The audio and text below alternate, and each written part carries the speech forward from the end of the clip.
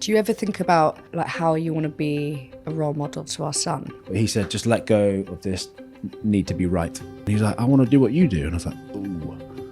Smell is the one sense that goes straight to the amygdala. Guru, guru. Fucking in my face. Whipping our face. Cheers. Chin chin. Should we get these little cups?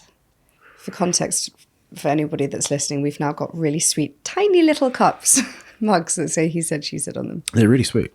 Beautiful. You've actually become quite the tea drinker, haven't you? I am slowly integrating caffeine yeah. into my life. Green tea's punchy, especially first thing in the morning. It's really working for me. It is, isn't it? I think because I'm about to make something up, but I've had a lot of attack on my adrenals over the years. Who's been attacking them?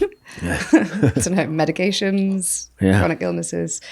And I feel like this is actually the pick-me-up that I need in the morning, like a little hit of green tea. Well, this is not green tea. This is lemongrass and ginger. It's delicious. Okay. How are you feeling? I'm fine. How are you? Come on, speed it up, bruv. Hey, I don't always have to be super pacey. This is the thing. I watch the clips back and I notice that I always speak at 100 miles an hour and you're the cool, calm one. So maybe I'm allowed to be cool and calm. Accept who you are, Louise. You are that person. But then you don't have to emulate someone else. Yeah, but what if I want to evolve and I want to become a better person? Okay, well, that's always good. Let me be more like you, Ryan. All right. I've got a confession to make that you're going to find really weird. I was advised to remove my body hair ahead of the desert. No. I like a shaved chicken. That is disgusting. It is actually disgusting, yeah. Wait, you can't shave your forearms. Hang on, you're not... Wait a second, you're not breaking a record. You're not like Mo Farah?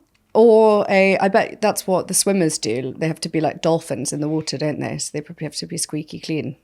So that's just such a crap excuse for you wanting to shave your whole body to see what it feels like. No. Who advised you to shave your arms? Just a unknown resource. Okay, fine, but you haven't shaved the hair on your face. No, obviously not. I'm a rugged fucking desert rat. Okay. Your arms look... God, you've really drawn a lot of attention to your arms. Let's move on to it. Something else. Fine. Can we talk a bit about a couple of the things that we've done this week? We had a day off and we had a nice day planned. So tattoos in the morning. You got one, I didn't in the end. It's really crap. The dots are not in the middle of the 11:11.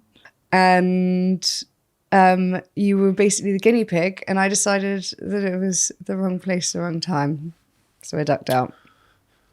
Yeah.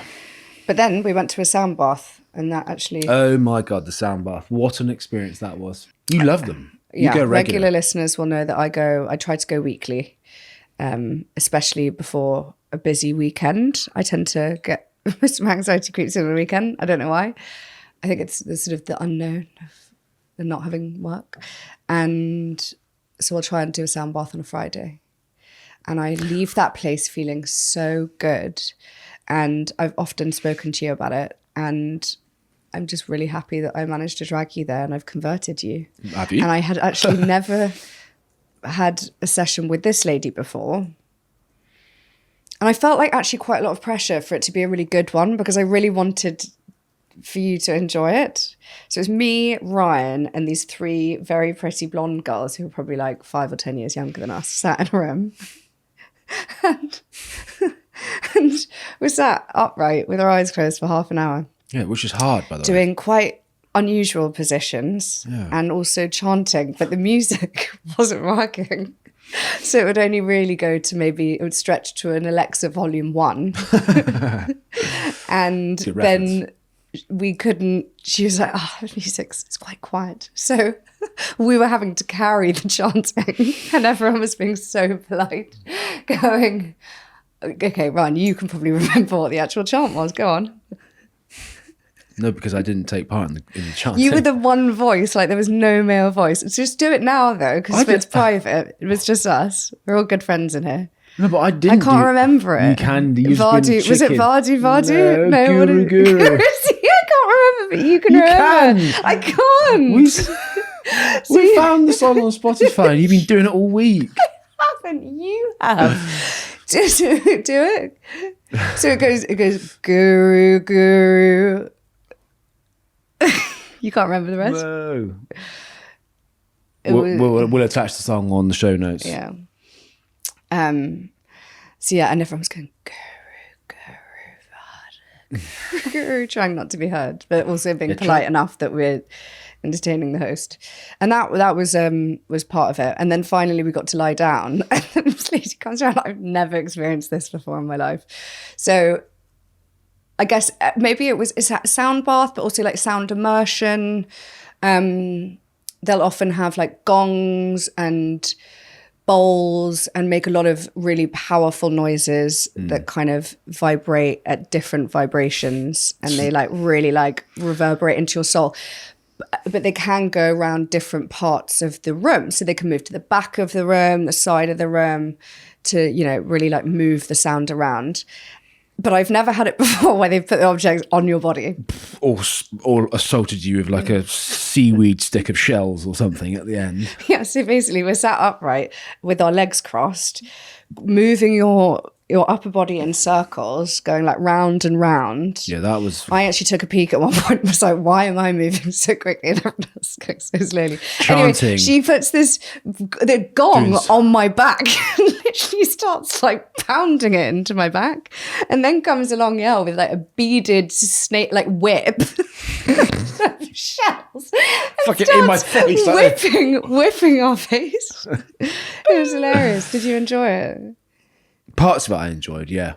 But yeah, she really did wallop my back a few times with that gong. And then she put it over my stoma bag. Oh, and she yeah. obviously wouldn't have known that I had a stoma. She put gongs on my I had tummy two and was like bowls literally on my like... tummy. I had one on my chest, one on my belly. And when she was walloping the stomach one, my balls were like fizzing. I was like, this is not that great. No, what do you think was happening to my stoma bag? Well, I know, it was Christ. fizzing. Oh.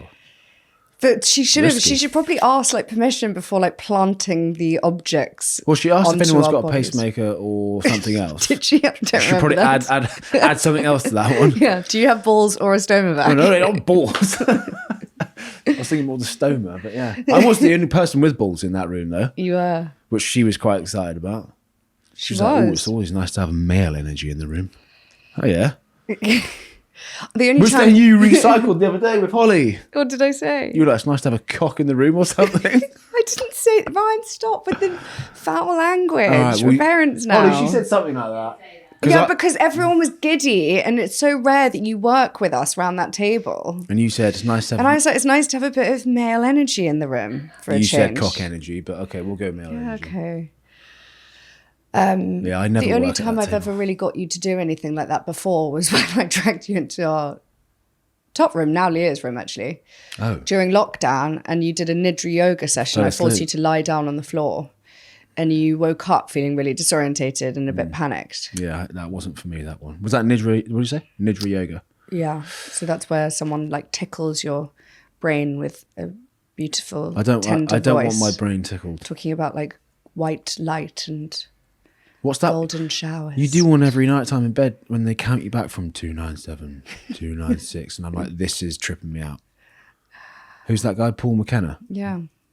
Sleep therapist. I've got a whole load of resources in a little WhatsApp group with myself.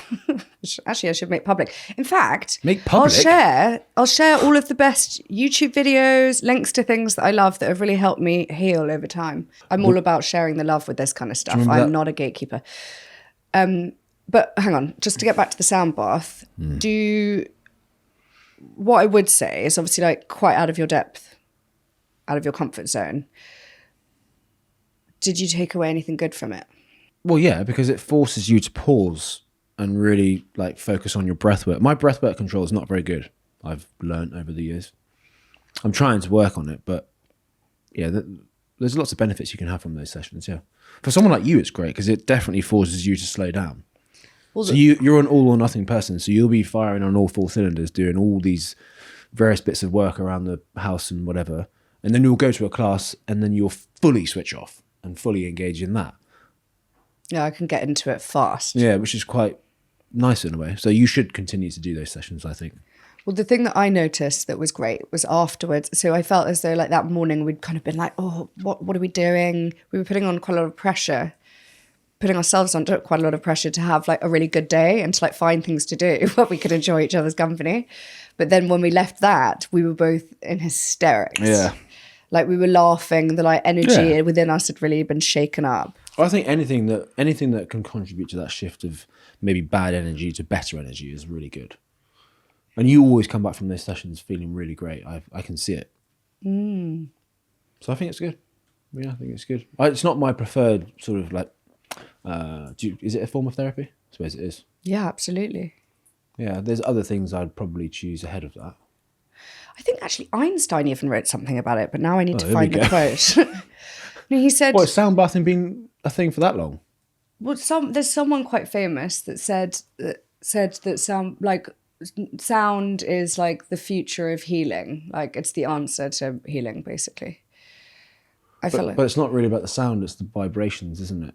Which unblock blockages in your system.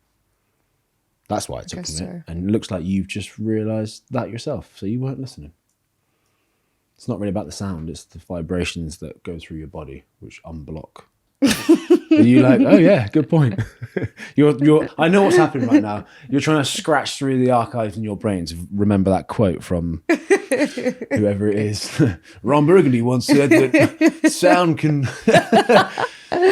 No, he said, it smells like Bigfoot's dick. No, but it was good. Yeah, Talking I'll do it. Smells. I would do it again. Oh, smells. Yeah, let's go on to smells. I'm really good at shopping for you, period. Clothes, perfumes, not jewellery because that went back to the shop. But your new scent is delicious. A bit of Mojave Ghost by Rado. Yeah, by delicious. What? By Rado? Yeah, I actually don't know if that's how you say the name. But yeah, it's a gorge one. Another, I keep talking about like healing, but something else that I've been trying out around the house is burning a lot of incense. Oh, good. We'll run that drill candles, all day. All that kind of stuff.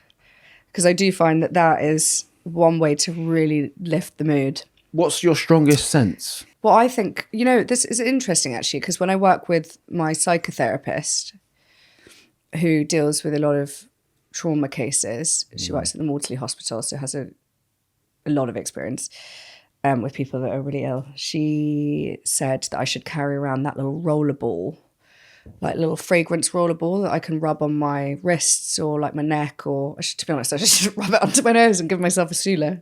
Do you know what a Sula is? Sweaty upper lip alert. Yeah. Because smell is the one sense that goes straight to the amygdala. Amygdala? And that's what controls your emotions. Oh, right. Well, there we go. Yeah, all of your emotions are stored in your amygdala. So this is good. So the amygdala is your emotional hub. Yeah.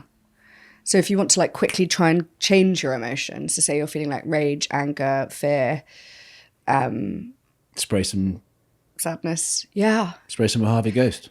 You spray some Mojave Ghost or light we've got a little like ripple incense going in the background right now. Yeah, I think that should be, it's all about like building a little rituals, isn't it? And I feel like even with the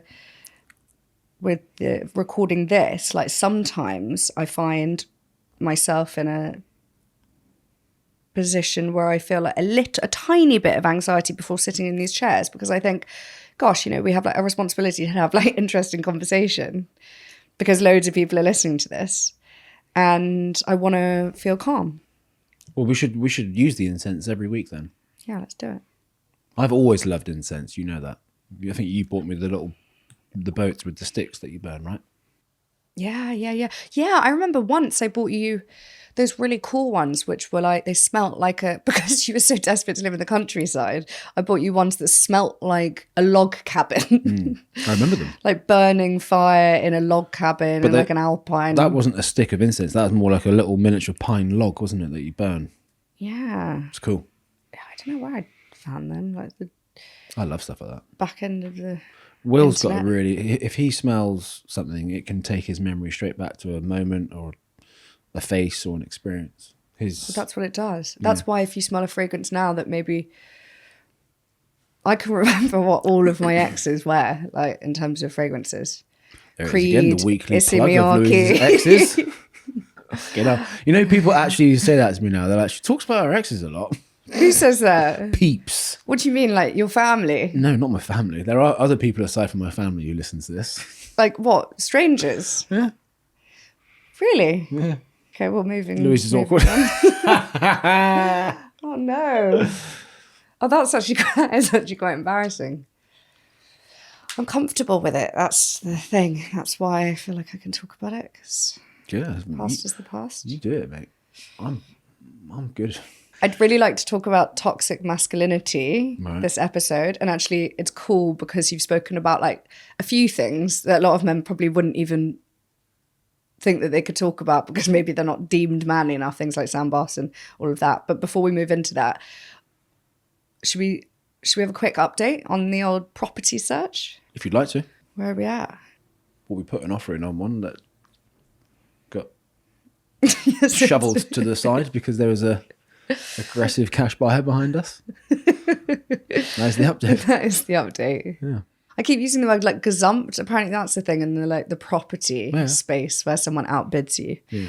So yeah, we put in an offer. It actually happened to be on my birthday. Yeah. And it all felt like it happened really quickly. And how did you feel about it? Because It's too fast. I felt quite overwhelmed, I'll be honest. Like we viewed 2 properties on a Monday morning, and by the Wednesday morning we were putting in an offer, and we'd only seen the property that we liked once.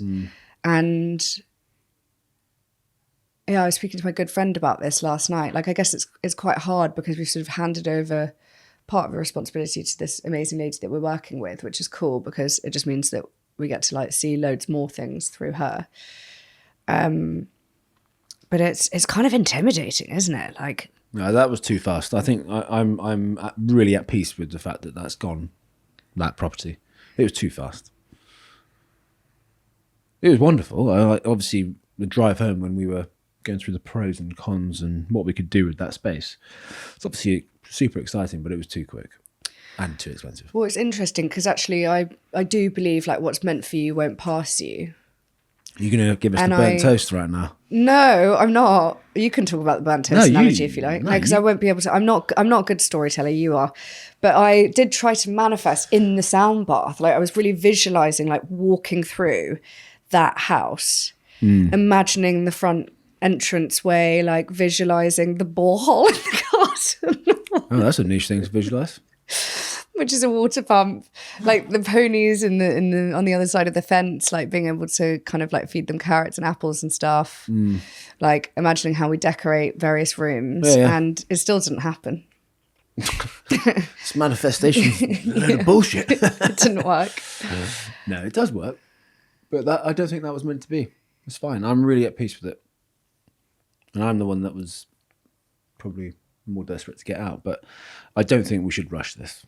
No, I think with everything, with all of those experiences, even though it sort of can be quite depressing when somebody else gets the house that you think you want at the time because they have more money than you. That's the game, though, and it happens all the time. That then you have to see some positives from it, and actually, it just gives us the opportunity to see more things and rule out things that we do and don't want. But I think what I have had to kind of come to terms with is the fact that the perfect thing actually doesn't exist, which is obviously a metaphor for life. But with a house, I think that especially if you're like parting ways with a lot of money, you know, that you've worked hard to save, you really want to have like a feeling, like a certain feeling when you walk into a place, and you want to feel desperate for it. Yeah. And you want to feel an amazing feng shui, and you want to be really excited.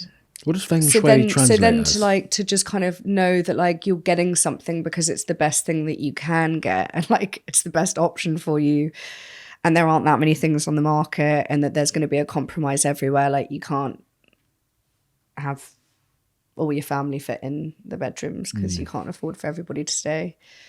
And planning permission's really tight, so you might be waiting 3 years just to get a cabin to plonk in your back garden. And actually the reality is could we look after a horse when we live in London? Probably not, but we could get pygmy goats. Pygmy goats. Apparently they're the easiest animal to look after. Oh, really? And apparently a vet fee is only £30 for a pygmy goat. Oh. Are they quite Larry though? Are they quite aggressive? They're quite noisy because they've got like hooves and they climb up things. Like, how can goats climb up trees? They're incredible. Goats are unbelievable. But how? Like, they don't look any different to like a horse or a cow. Oh, mate. Super highly tuned dexterity with their little hoofs. Agile, light. I don't know. Super courageous. Are you just making? Sorry, we just like. Oh, I thought defining, you were asking me. I thought you were asking like me. goats. I was getting into it. Yeah, why they're such an elite animal. But the ones we saw on the weekend, or whenever it was, he had a look in his eye when he was looking at Leo. I was like, hang on, dude. We went up. away for the weekend and we were with all of Leo's cousins, and they kept telling on Leo, going, Leo's been touching the goats and then putting food in his mouth. Really? Yeah. Oh, so they're not sort of aggressive then. They wouldn't nip you. Oh, I think they were headbutting him. They were headbutting him. Right. Okay. Well, I didn't see that. That's probably why he's got an egg on his head. So we're going to get pygmies and alpacas, yeah? That would be so fun. I don't know why Leo you've be just thrown riding an alpacas alpaca. into the mix. Because aren't they also like low maintenance and Are also they the good? ones with the really big head, like an ostrich? Like neck? Basically like an ostrich, yeah. Do you know what feng shui translates as? Or two, sorry. Yeah, wind flow. No, not well. You're not far.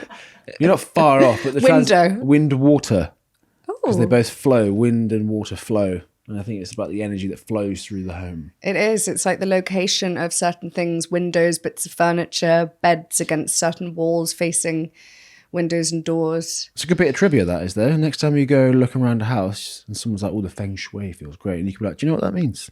And I they'll be love like, that. "No, I don't actually. I'll tell you." But Wind, we talk water. about it quite a lot because I'm really particular when we go into any I restaurant. know, I know, and every time I'm like, "What the fuck does that even mean?" But I'm like, "Yes." No, we even call it feng shuizi, don't we? Yeah, feng shui, yeah. Like Ryan will always go, Louise has to sit at a certain table because the feng shuizi's better over there. So we walk into a restaurant, you go, where would you like to sit, Louise? Yeah. Also, is it a thing that a woman should have a view of the room? Yes, and when we went out on Valentine's Day, Everyone what did we notice? Every single man was facing the wall and every woman got to look inwards to check out the rest of the restaurant. Look at and how that she's means like, that no men get to check out the other women in the room. They're just staring, they're locked in on their partner, and they all had great manners that they were doing that. I don't know. I love this idea, but I don't know if people know about it. Well, they do now. Because I think typically, if you're on a date, I think a guy would offer, like, where would you like to sit, darling? You'd like me to say darling all the time. I wish you? Ryan called me darling. I think naturally the woman probably goes for the. This is me making an assumption. Probably the more comfortable, maybe the sofa or somewhere where they feel a little more safe, maybe. Well, like the bench seats. I don't think the blokes are like, I'm going to give you the view of the room so that I don't look at women. Oh, that's good. That's great. That's great. But you give the comfy seat and that does tend to be like pushed up against the wall, doesn't it? Like with a little like sofa seat with a nice big cushion, little love seat. There you go. Look out for that next time you're in a restaurant, fellas. Yeah. What should we name that theory, that principle? The non-pervert seat. The non-pervert seat. The non-pervert seat theory. Blokes will find a way. They'll find a way. Yeah. Tinted glasses. Just going to go for a quick wee there. Snooping at every table. Let's talk about toxic masculinity. What do those words mean to you? Toxic masculinity. Intimidate. I'll just give you buzzwords. Intimidating. Oppressive. Super alpha. Real absence of emotion and sensitivity. I guess that's what it suggests to me. And sort of like a very harsh exterior and maybe narrow-mindedness. That's what it sort of suggests. But I don't really know, actually, if that's right or wrong. What do you think? I don't really know either. I think it probably, is the way that like society labels masculinity. Yeah, so like masculine traits as being like less emotional than so women. it focuses on the parts of a sort of typical man that is missing some of the personality traits that women definitely do have. I think this podcast is great because I'd say that you are someone that you don't shut down conversation. I think that you're someone that actually you're willing to demonstrate that it's important for men to open up, and that doesn't mean that they're not masculine. Yes. It doesn't make you less of a man. Exactly. To show your emotions. Yeah. And I suppose as someone that's grown up in a military background, do you feel like you've had to work quite hard to move into the space that you're in now? Yes and no. I think I've said on previous episodes, I take a lot of traits from my mum because I spent a lot of time with her as a child. So I think I do have a sort of innate sensitivity there, which I think, having been through what we've been through as a couple over the years, I think that's just brought it to the surface more. And at the risk of repeating myself, at some point in our journey, I had to change how I communicate with you and other people in order to get past all that trauma and tragic stuff that happened. And by doing so, you immediately see the effect on not just yourself, but people around you, and people draw in closer. And it's very easy to feel it. It's kind of palpable around you. It's like people drop their guard. They're like, oh my God, thank gosh. Like, I'm not the only one who felt that way, or, it's okay to talk about the real truth, or Yeah. So do you find that, I think it's so important to have conversations like this, and I feel like we are living in an era where change is happening so quickly in so many really important areas. Do you think that your friends all of your guy friends, do you think that you're all getting better at talking? I think, 100%. Obviously you really opened up a couple of episodes ago when you spoke a bit more about your mental health, and I think that things like that are going to be so important for the next generation to learn from. Do you find that you and your friends are good at talking about things? Yeah, I think because they've seen me do it more and more, especially in a sort of space like this. Do you have people reaching out to you from the public who say yeah, thanks for talking about that? A lot, yeah. A lot. Do you ever think about being how you want to be a role model to our son? Yes. Do you? All the time. Which is hard because I'm desperate to be his best mate, but I'm also desperate to be his North Star and guide him in the best way possible. But, it's very hard when you've got your own stuff going on inside your own heart and mind. It's like, oh my gosh, there is... Actually, on the way back from school the other day, or nursery, we were running because he wanted to run. And I remember I sort of stepped on... There was no traffic, just to let you know, before he panicked. I stepped onto the road to avoid the bus stop, which was busy. And I stepped onto the road for a hot second, and Leo stopped and followed me. And I panicked, and I was like, what are you doing? He was like, I want to do what you do. And I was like, ooh, there's the reminder that he's copying what Daddy does. Well, he actually said that? Yeah. He said, I want to do what you do? Yeah. Which I found so, I actually got quite emotional in the moment because it was a real verbal reminder that I have a 3-year-old son who is really watching what we both do, but in that moment he was watching me. And I was like, oh my gosh. I've really got a responsibility. And that sounds like an obvious thing to say, but when you hear your 3-year-old say, I want to do what you do, it's like, wow. Do you know what this is making me think of? A conversation I had with my friend over dinner last night, just another parent. I was asking her about, this is potentially a tiny bit exposing, but obviously baby see, baby do, they literally do emulate our behaviors. He's a sponge at the moment. He's really observing things, and we know that he is particularly observant, and he probably picks up those traits from you because he notices everything. He's like, that's not your cap, that's so and so's cap. He's acutely aware of everything that's going on, and some. We had an argument when we got back from this weekend away on... Who had an argument? Monday, you and I. In the kitchen, because we were both absolutely knackered. You'd been driving us back home. I was really worried that Leo had concussion. He had this egg on his head. My phone had broken, so I had to redirect all of my work stuff through the people that I work with. And we were just really exhausted and stressed. We've been hosting like lots of family over the weekend. It was just, it was just one of those moments. And we came back, and I can't even remember what we were arguing over. We actually even argued in front of our amazing cleaner, Julia, who we love. And that's never happened before. And also Leo was in there as well. We argued because he'd fell over running upstairs trying to chase me when I was going to the loo.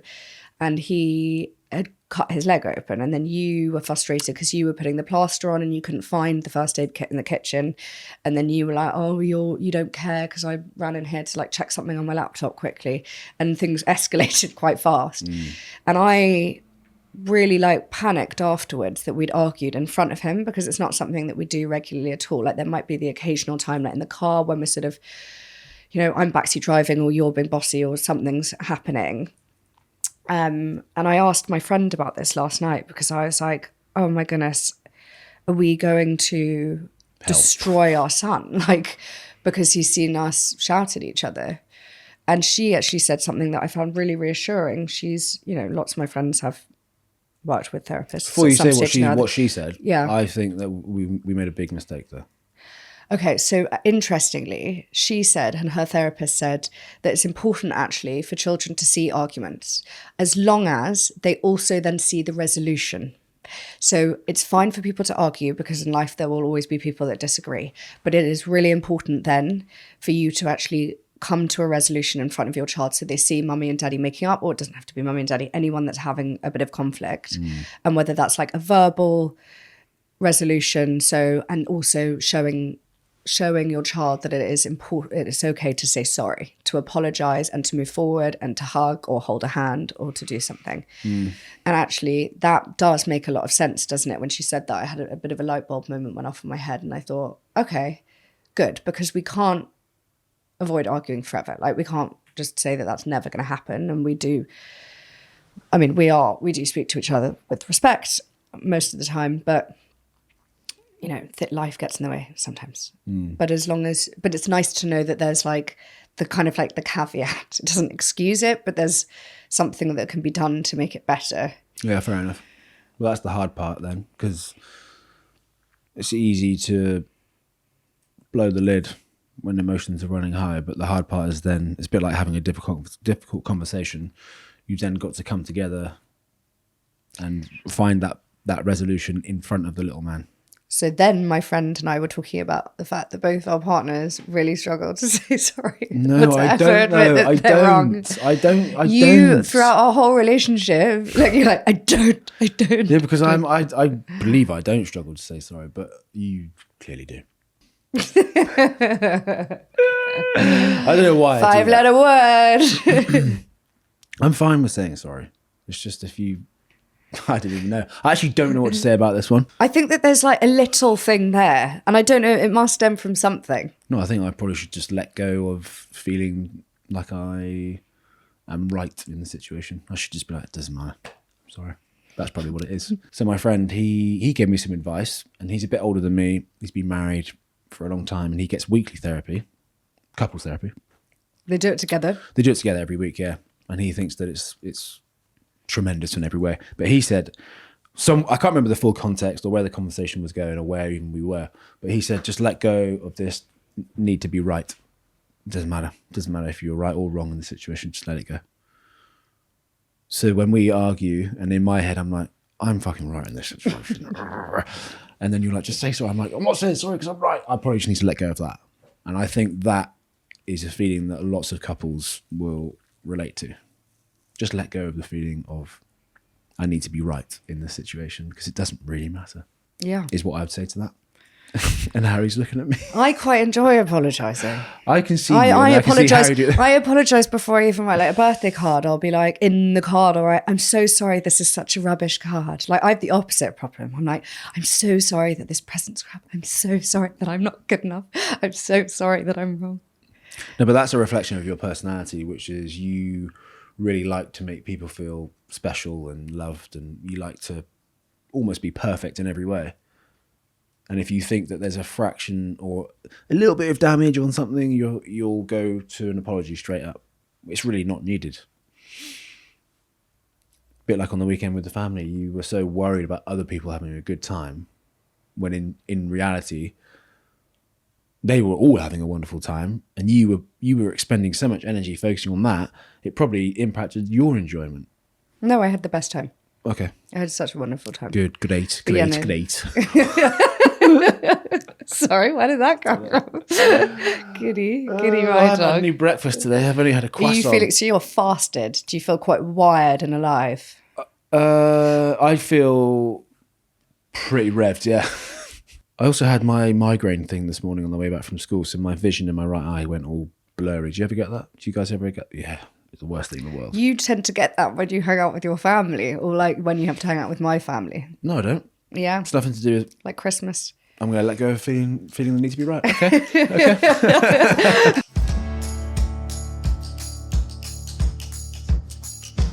Okay, we've got a great listener submission this week. He said, I don't know if I'll ever want to live with you. Not now, not in 20 years' time. Ouch. I've been with my boyfriend for nearly 2 years, though we've both known each other for much longer in a friendly capacity. My partner has a child from a previous relationship with 50-50 custody. When we first started dating, he would make excessively nice comments to me and even people around us about how much he loved it and always had feelings for me, and things such as, I'm going to marry you one day, and talking about houses, and he even said he'd love to have a big family. However, recently he said to me that he doesn't want to have any more children. He doesn't want to live together anytime soon, and he doesn't know if he ever wants to live together. He said relationships can still work in the long term, where you just see each other on weekends, and that he's happy with how we are. He doesn't feel like anything needs to change. I would love your perspective on this, as I am a little bewildered by the change in heart and have taken it very personally and feel a little devastated by the shift. I feel like we often bicker a lot lately, and often over the silliest of things. But I think deep down, I'm just feeling anxious, on edge, and kind of in the dark. I used to feel like I knew where I stood with him, but apparently I don't. Yeah. Well, you have to be mindful with this one, because I know in this modern world we live in, there are different dynamics and ways in which people have relationships. I know people who like the idea of having a bit of a weekend only situation. Do you? I also know people who like the idea of not sleeping in the same room and all that sort of stuff, which I think, to be honest, is kind of wild. It's not really a traditional setup for a relationship. No, I think it is really like archaic that men and women actually sleep in separate rooms. That only happens if you're in the doghouse in my world. Or if you've got a 10-bedroom estate and you do the dirty and then you separate to get a good night's sleep. 4? Jesus. That's okay. I know a couple of people whose parents used to do that. Anyway, we're really moving away from the crux of the problem You here. did. So, I think she's right to be feeling a little bit jolted by that one. yeah, I think it's quite disheartening after 2 years when you feel like you've had a lot of attention and kind of all of the love that you've wanted and expected. And then there's been a bit of a shift. Like that can feel quite jarring. Also, if he said, Also, I don't like- want to live with you, not now, not even in 20 years, that's really direct and really blunt. And also, if you're that infatuated with someone, that's probably not what you'd say. I think that there's layers to it. Would you want him to move in with you? Would you be happy to move in with him and his child that he shares with somebody else? I know that in itself can be quite a contentious issue. Like we have friends who haven't wanted to move into one person's place over the other, because then who truly has ownership over it? Is it better to sell up and move in together, or stop renting and move in together and to make that purchase together? There's also the potential that this chap has kind of lost faith in a traditional dynamic of a relationship. Sounds like he's had a failed marriage potentially, or a failed relationship, which might have looked very different to the one that he has with this current partner. He might be thinking, I've tried it the traditional way, it really didn't work. Maybe something very sinister happened there, which is why they split up. So he might be coming from a place of hurt, which is the context that they need in that conversation, because there's always context. So we shouldn't judge that too hard. I think he's been too blunt, but I would put my money on the fact that he's come from a pretty traumatic experience there. And he's just like a reflex, like, I'm not doing that again. I'm not moving in. I'm not committing that much. That's my guess. That sounds reasonable. I guess it's a bit like when we spoke a few weeks ago about the fact that you can't like change somebody else's opinion on those like real big decisions, like wanting to have kids or getting married or now, where you choose to live. And there's no point, you wouldn't want to force someone to live with you if they didn't want to. It's a tough pill to swallow. Like, do you go, okay, I can make this work for me, let's live separately, that's going to be my lifestyle? Or do you call it quits and then start again and find somebody who does want the same things as you? Or maybe there is a very maybe you have like close to home example of this relationship. Yeah, go. Your dad and Maxine. Okay. They don't live together. They're travelling back and forth from Yorkshire to London. They come together, they split. They make it work. They've been very happy for 20 years or so. That's actually a really good point. I've never really thought about it like that. So you've got freedom, but I wonder whether they've made the decision. Is that not less like they've made the decision to like actively not live together versus they're just like toing and froing a lot between the two locations. But that example, this is me just making assumptions about your family, which I probably shouldn't do. But they've had the marriages that both failed. Yeah. They've met each other. Yeah. Really adored one another, and they're like, we want to make this work, but it might look quite different to what we had before. And they've made it work. They're so happy with what they've got going on. And they travel together and they come back and they land in Gatwick and they sometimes take different trains and they come back together. It's great. Arguably, it's great, but they've had a journey to get to that point. And what I'm saying is that chappie in this message might have had a failed relationship before that's left him thinking, it's not for me. Well, also, I don't think it should be considered a sort of a failure or a failed relationship if you don't live together. I know that we live in a world where society deems... scrap that. Like, do what works for you. A great relationship. A great relationship looks like a husband and a wife and a boy and a girl child in a Surrey house with bifold doors and a little garden and... couple of pets and scrap that. I'm not one to conform to the norms. You know that. I don't believe that we shouldn't just slot into what everyone else is doing. No, I think you need to just really have a good think about whether you can make it work for you, and then have that conversation. And like ultimately, you do have to put yourself first. Like, it is a huge sacrifice if it's something that you want to kind of stay committed in this relationship. If he's not willing to give you that. But maybe it could be the answer. What I'm taking away from Ryan's comments is the fact that he wants a bit more space. No, maybe we should. No. I'm trying to say how it can work, and if it works for you, it works for you. You have to be open-minded with what people want in relationships. I reckon when we have if we can invest in this second home, if we can find something, that we'll probably end up spending a bit more time apart. What? The actual tits? Did you just say? Am I wrong? Let's scratch that bit. We'll get back to that on another one. That's not an insult, Ryan. Why are you taking that so personally? I'm not ready for that yet. It's not. You're not ready for that yet. This is quite cute. Oh, this is not the reaction I was expecting. I thought you liked having space away from me. Well, I do, but I wouldn't make it. I wouldn't factor it into like a regular weekly occurrence. I like to go away for a couple of days and come back to a nice family. Also, it's not just you that I'd be without. It would be Leo. Actually, no, he'd come with me because I'm the better parent. Can I just say one thing as my last 2 penneth worth on that one? 2 penneth worth? That's the thing, isn't it? Oh, 2 pennies. My last penny. I'm going to blame my mum for that one. I think you're living in the Stone Age with that one. 2 penneth. You got the gist of it, so that's fine. Yeah. I think that's a message that is really good for what this podcast was set up to achieve, in the sense that I just think in their relationship, they're missing that difficult conversation. I think he might have something to offer in terms of context on previous relationships, which is why he might be so afraid of the commitment with this current partner. And she's left feeling hurt and disheartened, which is completely valid and fair, but she probably hasn't told him that. That's what I take from that message. Okay. So I would say, really good message, resonates with us well because we understand, we can kind of see the working parts of it. Have the difficult conversation and see where you get to. That's how I feel on that one. Well, thank you, ma'am. Case closed. Thank you so much for listening, guys. I hope you enjoyed this episode. I actually really enjoyed that listener submission, and I really enjoyed your take on it, Ryan. Thank you. I feel like I've got to know me a little bit more. Something there from you, yeah. And now I know that you don't want to spend weekends apart, which is quite reassuring. As always, you guys can follow and subscribe on YouTube and across audio platforms.